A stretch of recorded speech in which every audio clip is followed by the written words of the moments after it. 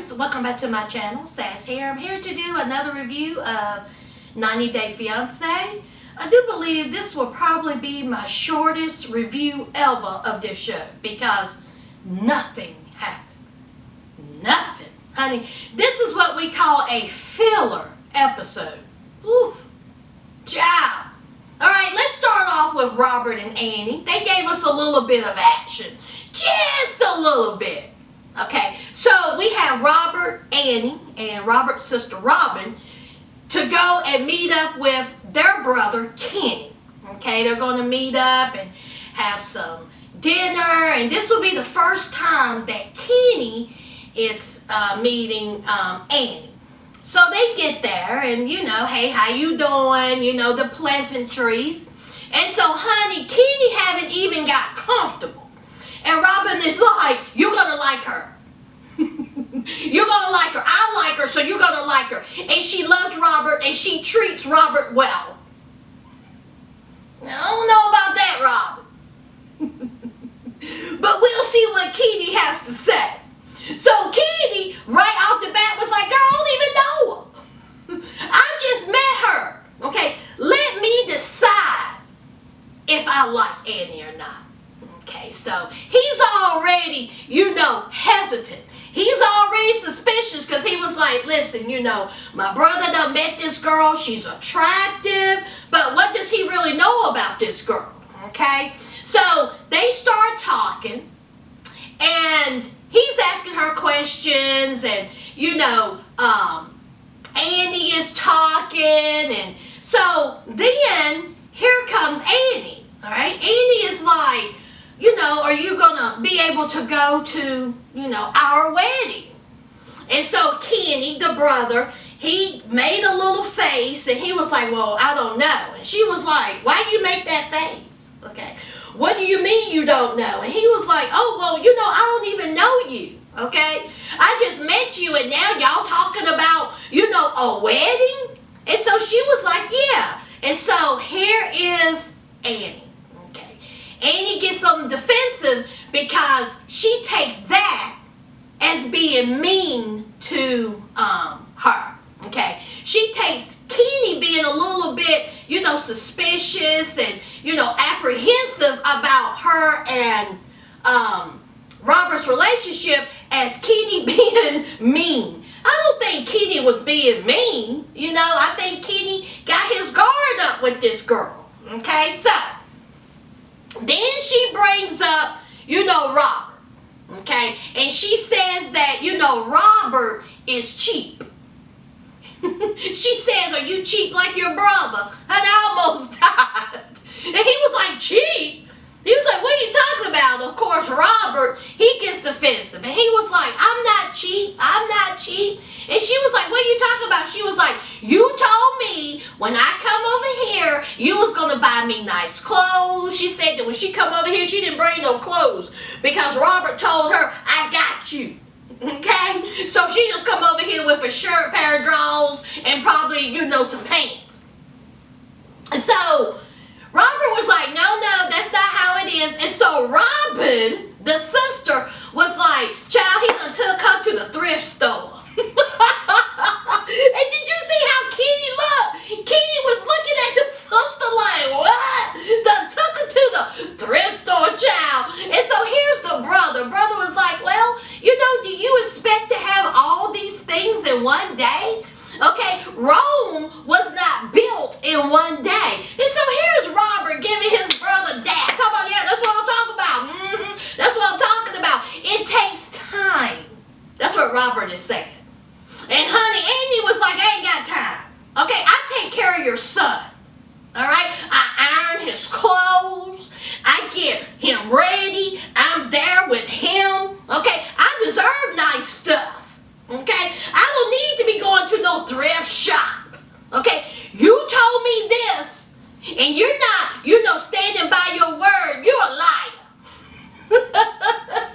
So, of course, Kenny is looking at all this like, oh, man. Robert, you have done effed up. Okay? So then she brings up Robert, and she was like, you a liar. She don't call Robert a liar.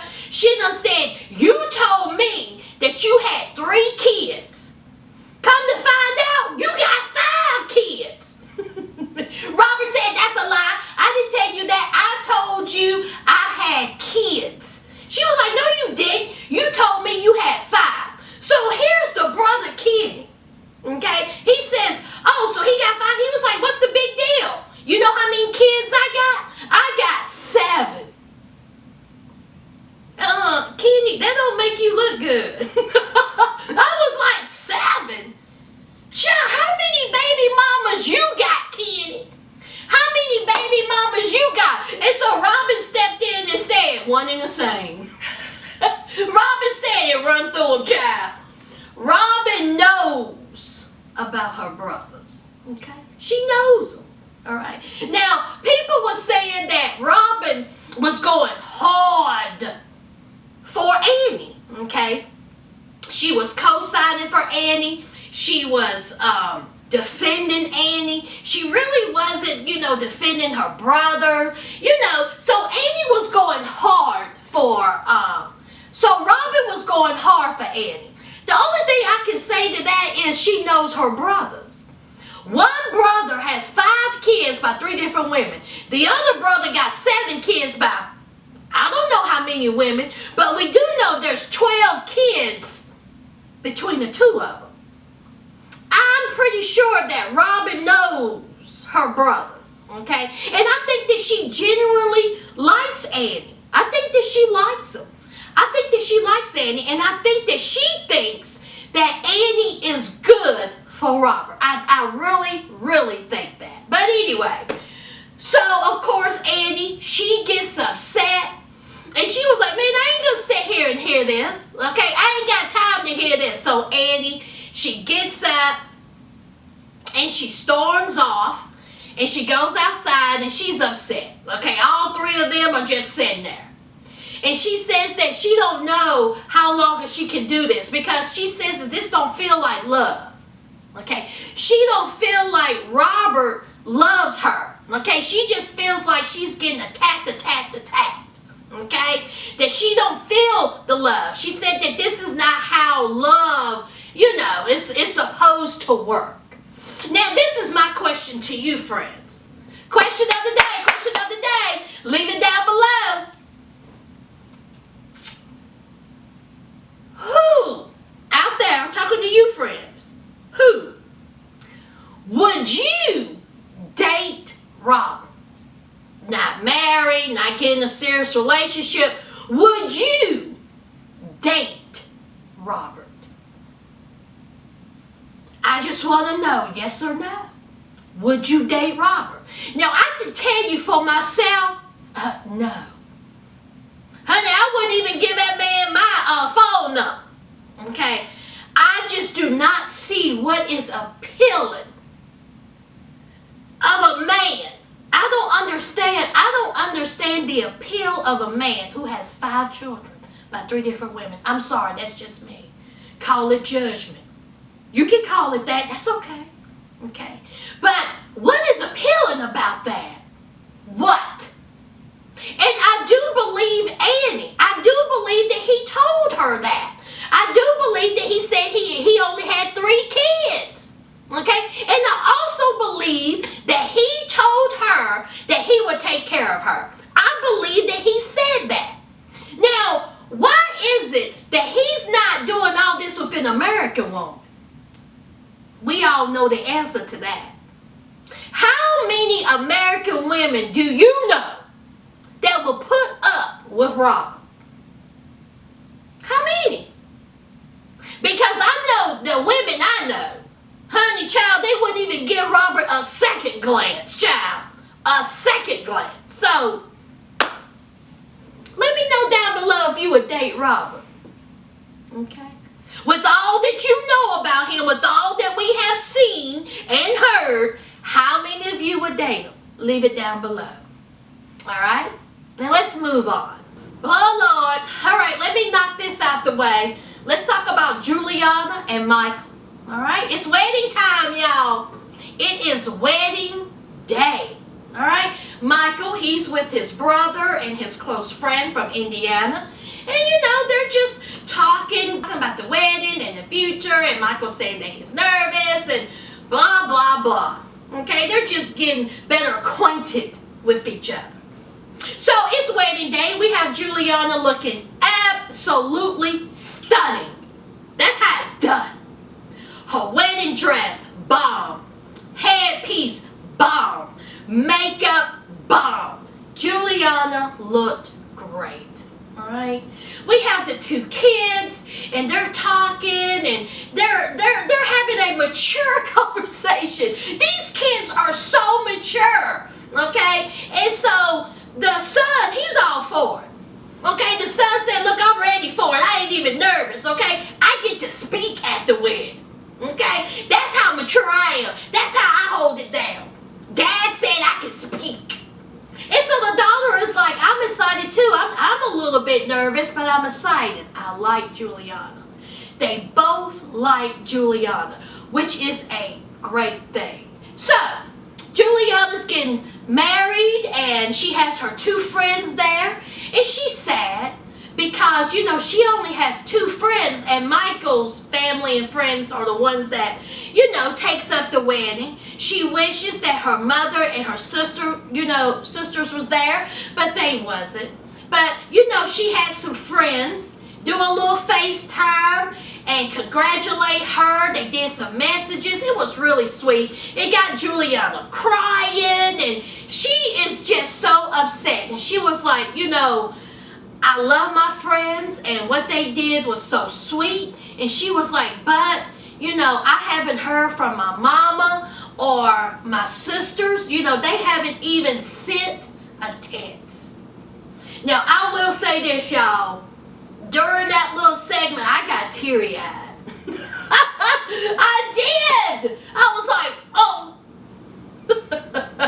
Can you imagine? Okay, so anyway, she's feeling, heartbroken and sad because, she haven't heard anything from her mom and her sisters, and, it's taking a little bit of toll on her, but I think that she will, she'll get through it. All right, but I will say she looked absolutely beautiful. All right, so let's move on from them, and let's go to another boring couple, child. Jasmine and Blake, under 2 minutes. So it is Blake's friend Everett's birthday party. He goes in there, he was like, you ready, to go. And so Jasmine says, well, I really don't want to go. And so Blake said, what are you talking about? We've been planning this, okay? We were going to do the pre-party, and then after the pre-party, we were going to, go to the dinner. And so Jasmine says, well, I'm not feeling it. Jasmine says, listen here, okay? I want to spend time with you, okay? Can we just go to dinner first, skip the pre-party, and then we will meet them up after? So Blake, of course, he caved, and he was like, all right, let's go to dinner. I mean, it wasn't part of the plan, but whatever, okay? I'm a lap dog. So they go to dinner, and so here's Blake. Blake done ordered him a wine slushie. I have never heard of that. But honey, he sucked that down. And we know that Jasmine, she ain't too hip with the drinking. And so she says, don't be expecting no kiss. Okay? Your breath smell funny. Your lips full of tainted alcohol. You're going to be touching these perfectly lined lips. Look at this crisp eyeliner. You see that? Now look at this crisp lip liner. Honey, it ain't coming nowhere near this. So Blake was like, oh well. He was like, get out of here. He said, in fact, when I finish this drink, I'm going to order another one. He says, I'm about to get drunk. Blake said he going to get towed up from the flow up. So of course Jasmine, she don't like that. How dare you? How dare you? How dare you keep drinking after I told you that I don't like it? And you know what? I don't like your friends. And I don't like you forcing me to try to like your friends. So guess what Jasmine said? Jasmine said, I ain't going. Jasmine said, I ain't feeling it. I don't want to go. And so Blake said, you got to be kidding me? Okay? If you didn't want to go, why did you go? Why did we come here? It was a waste of time. I could have went to the pre-party. And so she was like, well, I don't want to go. And you're forcing me to go. He was like, I'm not forcing you to go. She was like, you're forcing me to go. He was like, I am not. He said, but if you didn't want to go, you could have kept your butt at home. And I could have got drunk and dancing and partying with my friends. And he was like, now how this going to look? Now when I walk in there solo dolo, they going to want an explanation. Okay, and here we go again. And honey, Jasmine don't care. Jasmine said, well, I'm going to leave here, and I'm going to go outside, and I'm going to call my sister and see if I can go to my sister's house. And honey, she dipped. Honey, Jasmine went outside and called her sister, and she was like, listen here, I'm tired of Blake. He want me to meet his crummy, clingy friends. I don't like them people. Can I come over there? She has already let it be known that she does not like Blake's friends. She don't want to get to know Blake's friends. She don't want to be friends with Blake's friends. I mean, she's gonna let that be. Honey, she don't like, she barely like Blake. You think she care about Blake's friends? No. Okay, so Blake comes out. And so, you know, he was like, are you coming with me or what? You know, I really want you to come with me to this party.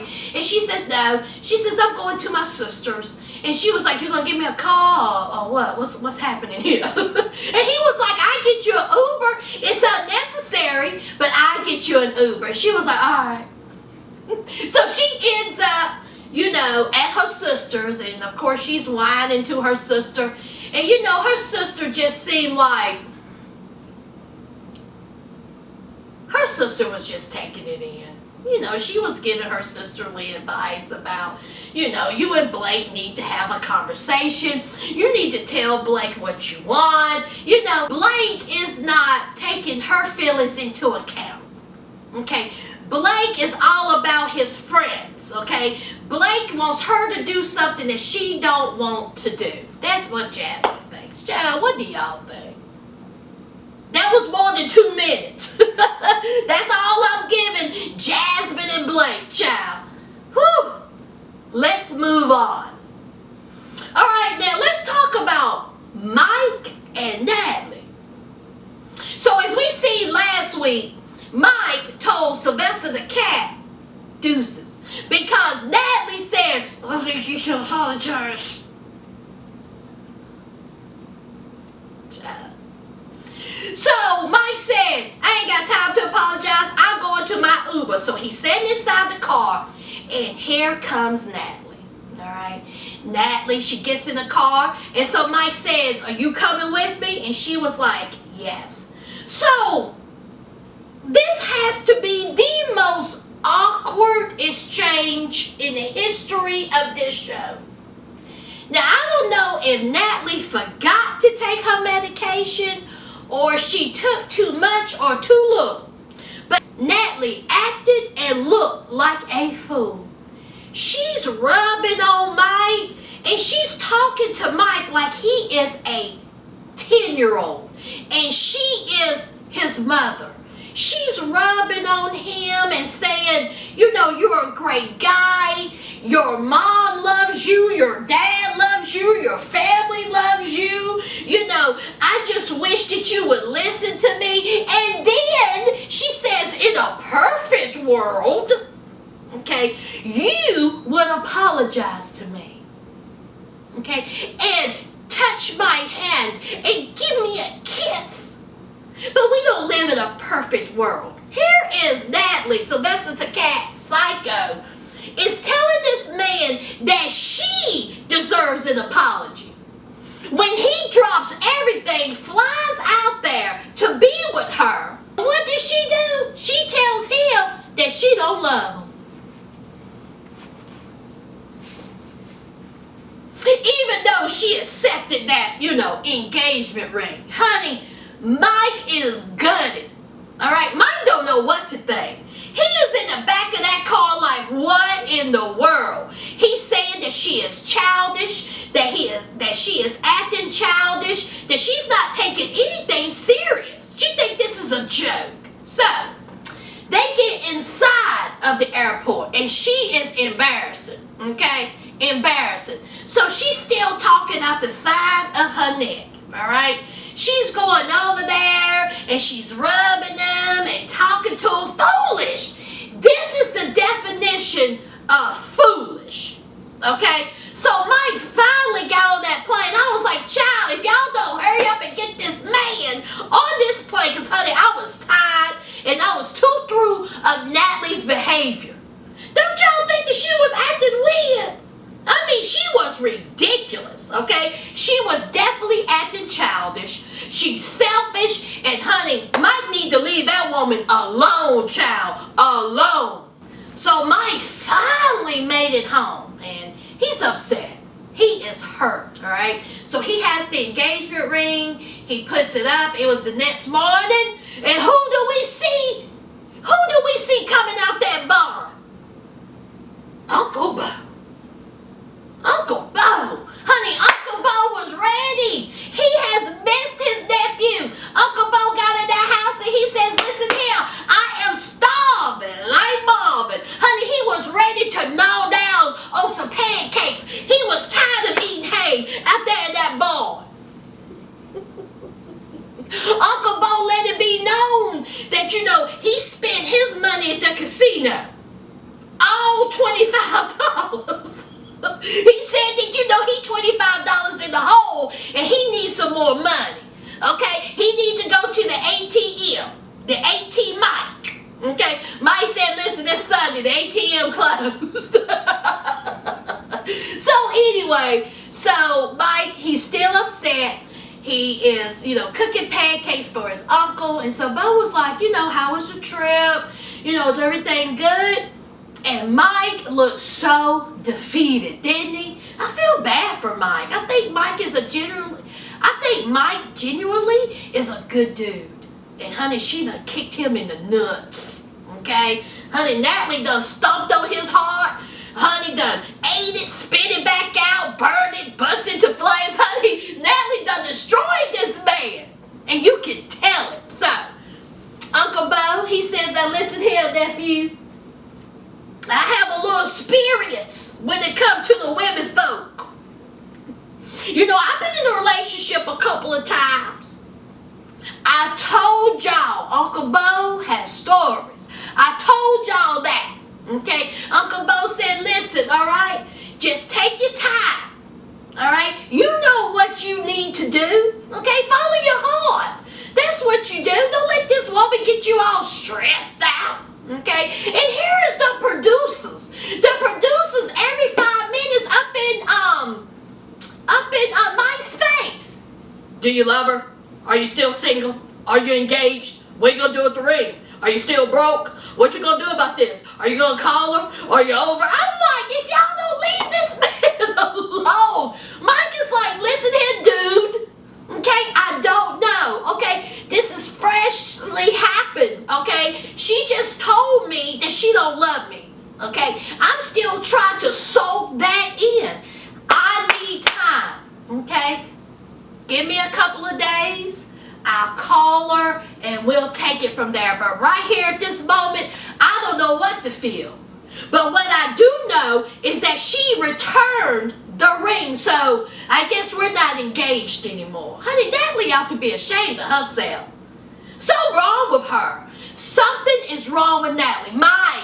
Mike, if you're listening, let her go, child. Now, I want to tell you this. If Mike gets back with her, he'll whole fool. He'll whole fool. That's all I'm saying. Look at what all she's done, child. Let's move on. Lord, under 2 minutes. Emily and Sasha. Oof. So Emily and Sasha are in Portland. They love Portland. It's beautiful. That is where Emily wants to settle down.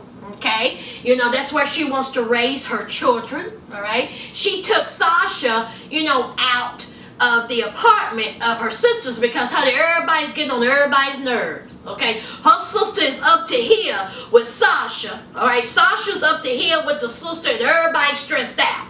So she, took Sasha to the beautiful, Portland, area. And so she says, listen, okay, we don't have any money. Neither one of us is working. I think what we should do is get married as soon as possible. She says, ASAP. And he was like, yeah, sure. Yeah, sure. Sure, why not? Yeah, sure. And she was like, that's it? You're saying, yeah, sure, when I just told you that we need to get married, ASAP? And so he was like, what does that mean? Honey, these folks cracked me up. And so she was like, ASAP means as soon as possible. He was like, how am I supposed to know that? How do I supposed to know that? She said, well, that's what that means. And he was like, all right, cool.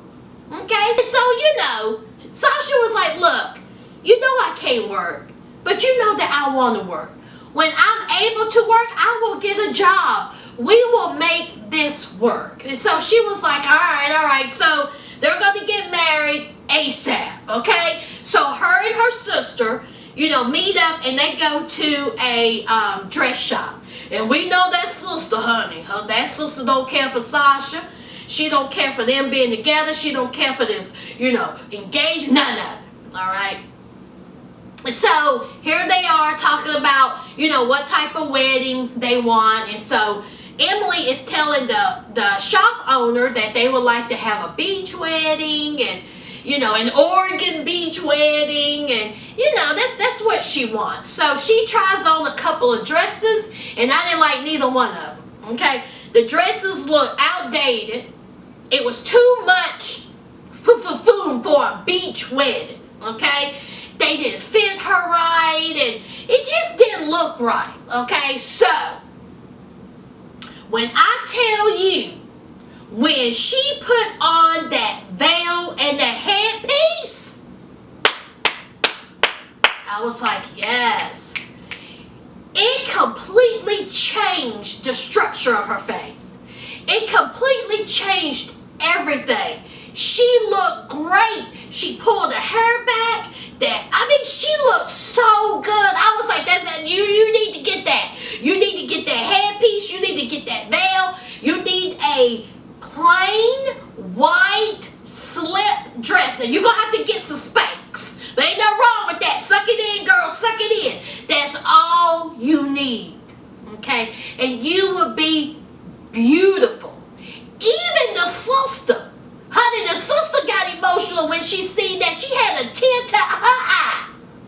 Okay? Now, the sister already said, you'll get the perfect dress, but do you have the perfect groom?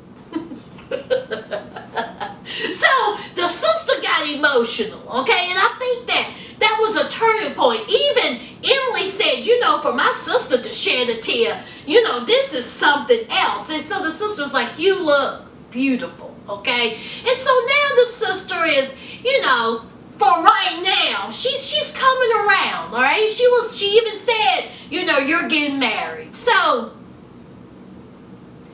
that's it for Sasha and Emily. Let's move on.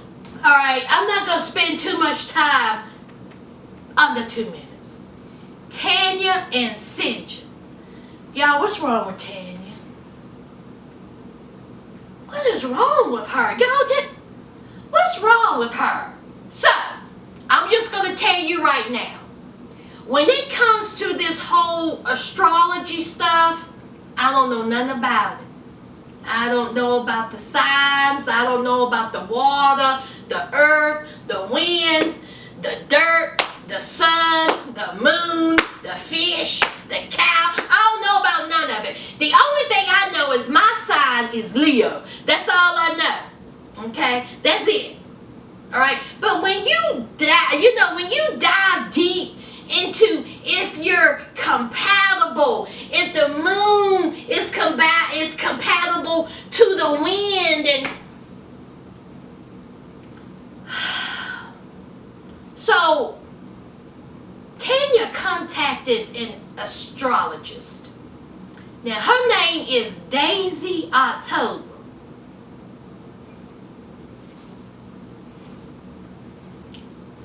Why they need an astrologist to show if they're compatible or not, I have no idea.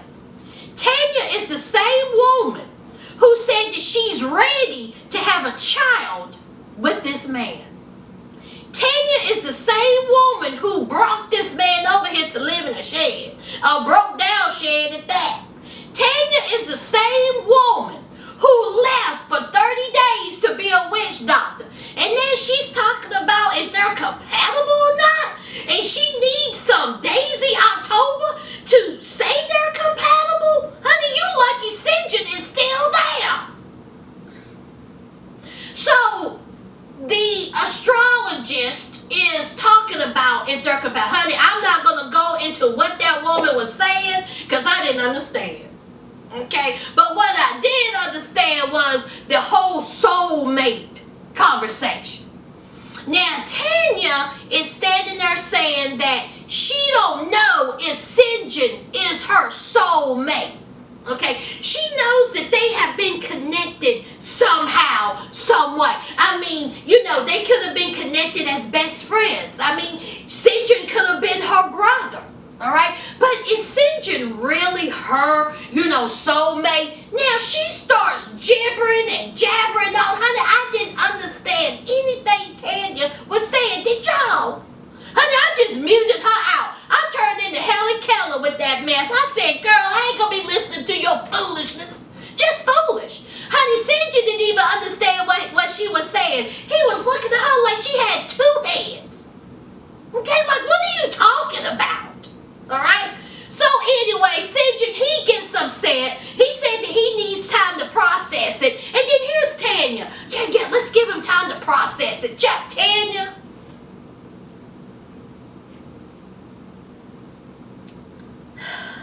You are lucky that Sinjin is still there. You are lucky that this man is still by your side because I'm not understanding this. Now, I know you want to be this natural, witch doctor, grow your own food. I get it. But why does everything have to be bigger than what it is? If you don't feel like that Sinjin is your soulmate or you need someone else's approval if you're compatible or not, why are you with this man?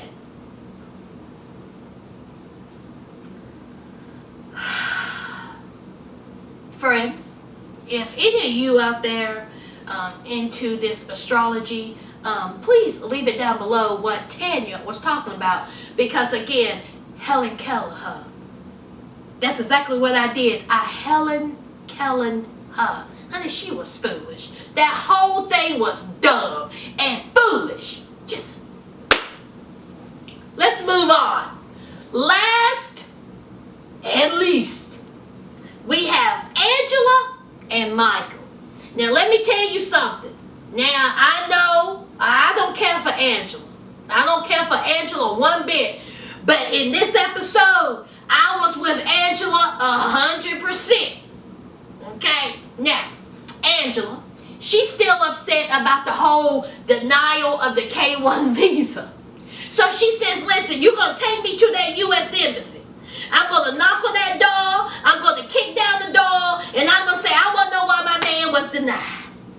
So Angela, she walks to the U.S. Embassy. 15 minutes later, she walked back, honey, with a tail in between her legs, honey. She said, denied. Honey, they didn't even let her get past the gate, child.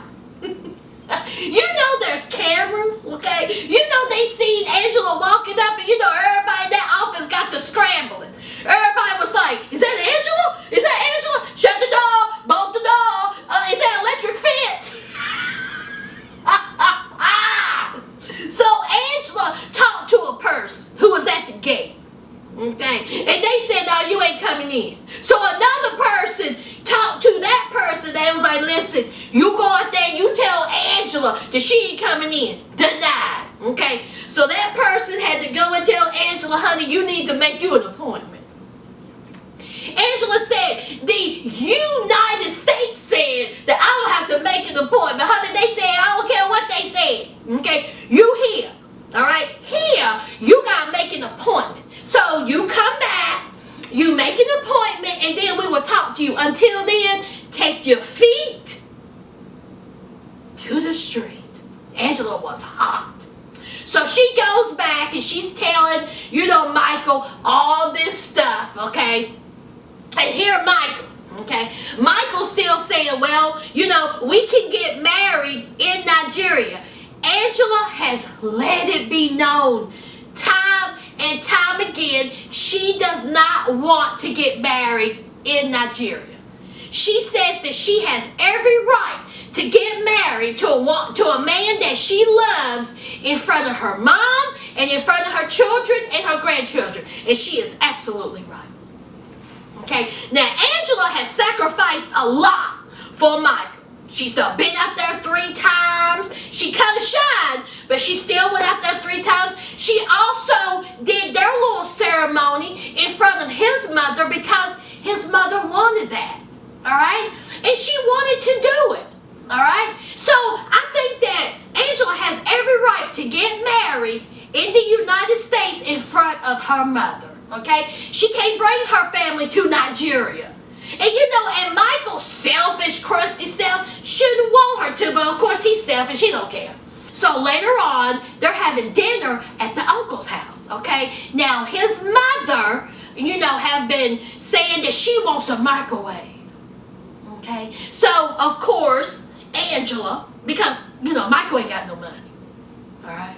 Michael don't have no money because Angela has been keeping him up. Now, Angela, let's not forget that.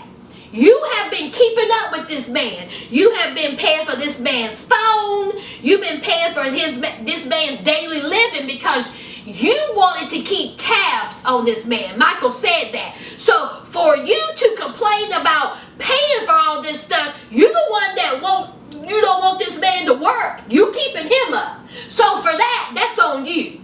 So she likes his mom, and so she says, sure, I will go and buy, the microwave.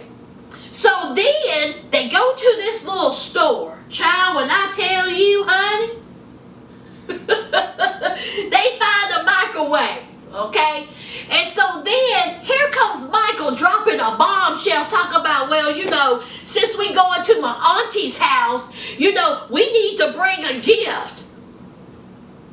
Excuse me. He gonna talk about it's a sign of respect. And then what did he bring? What was it that he brought to y'all? A blender? A toaster? Whatever. Leave it down below. I done forgot what they brought the auntie. And so she said, you got to be kidding me. We getting this microwave and now you want us to bring the auntie a gift? You tricking me? I ain't made her no money.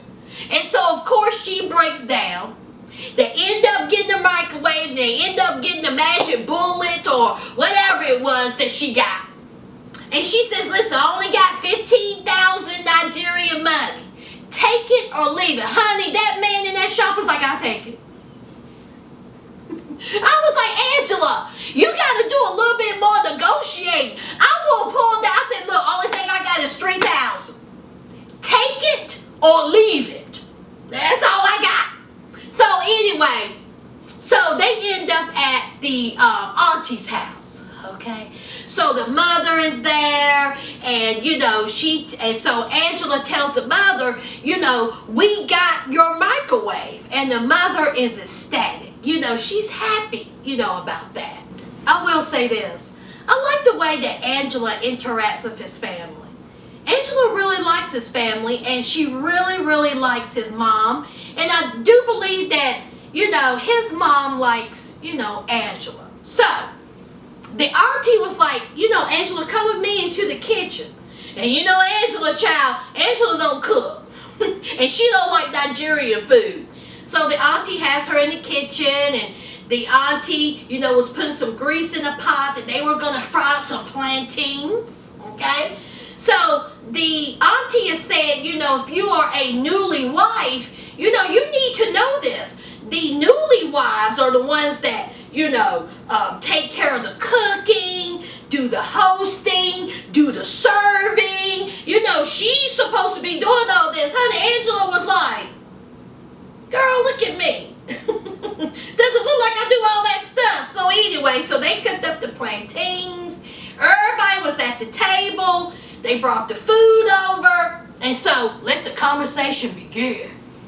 So the auntie brought up the K1 visa being denied, okay? And so Angela was like, yeah, that really pisses me off because, he was denied within 20 minutes, okay? How can you deny something that you ain't really researched about? In 20 minutes, you're denying us? So they were going back and forth, and so then Michael, he says, yeah, I got denied, but I think we should get married in Nigeria. Has he not learned? Has he not learned? Honey, the jaws just clenched like a pit bull on Angela. Okay. Angela was like, now I cannot believe, now Angela was like, I cannot believe Michael just said that. He knows how I feel about this. I do not want to get married in Nigeria. And furthermore, it's none of their business. Absolutely right, Angela. It is none of their business. But see, Michael said that because he can have a little, backup. Okay? He can have a little backup. Now, let me tell you something. Angela can cut a shine in front of his friends. Angela can cuss, she can stomp, she can yell, she can throw water with his homeboys. But you best believe Angela is not going to do that in front of his mother and his auntie and his uncles. She won't do it.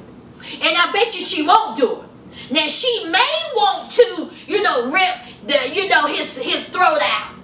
But she ain't going to do it. All right? So Angela was like, listen, I don't know. I want to wait for the letter. Okay? Let's just wait for the letter. And so here's the uncle. The uncle says, okay, let's say that, the letter comes and you get denied. Let's say you keep getting denied, okay? I think that it will be time for Michael to move on. To move on. And so Angela said, what does that mean? What are you talking about moving on? And so the uncle says, to move on so he can go and, start a new family. He can go and find somebody else to start a family with. Because, honey, that Botox ain't working. Let me stop. He didn't say that. He didn't say that. But he was like, he can move on and, get another family. And, honey, Michael didn't say a word. Angela looked at him and she said, is that what you want? Michael turned into Helen Keller.